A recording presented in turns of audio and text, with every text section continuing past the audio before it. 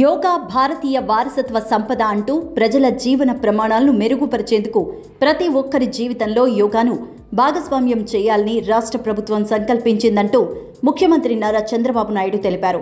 విశాఖపట్నంలో నిర్వహించనున్న యోగాంధ్ర కార్యక్రమంపై ఆయన సమీక్ష నిర్వహించారు. అనంతరం సచివాలయంలో ఏర్పాటు చేసిన మీడియా సమావేశంలో కూడా మాట్లాడారు. యోగాంధ్ర కార్యక్రమాన్ని ఒక ఉద్యమ స్ఫూర్తితో చేపడుతున్నామన్నారు.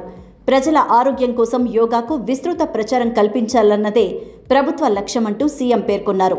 దీనిలో భాగంగా రాష్ట్ర వ్యాప్తంగా ఆన్లైన్, ఆఫ్లైన్ పద్ధతుల్లో శిక్షణా కార్యక్రమాలు నిర్వహిస్తామన్నారు. 9వ తరగతి ఆపై చదువుతున్న విద్యార్థులతో రోజు 10 నిమిషాల పాటు యోగా చేయించడం ద్వారా వారిలో చదువుపై ఏకాగ్రత పెరుగుతుందంటూ అభిప్రాయపడ్డారు.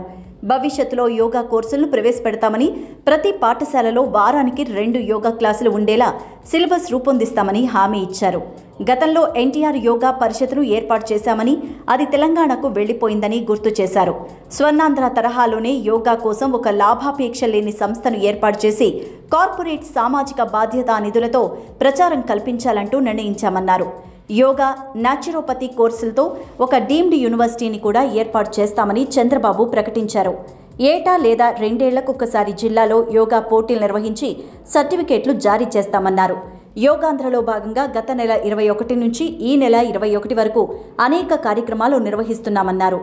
జూన్ 21 రాష్ట్ర వ్యాప్తంగా 1.29 లక్షల ప్రాంతాల్లో 2 కోట్ల మందికి పైగా యోగాసనాలు వేయనున్నారని వివరించారు.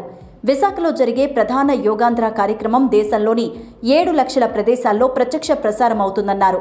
యోగాంధ్ర కార్యక్రమంలో భాగంగా 22 రికార్డులను బద్దలు కొట్టబోతున్నామని చంద్రబాబు తెలిపారు. దీనిలో వరల్డ్ బుక్ ఆఫ్ రికార్డ్స్లో 20, గిన్నిస్ బుక్కు సంబంధించి 2 రికార్డ్స్ ఉన్నాయన్నారు.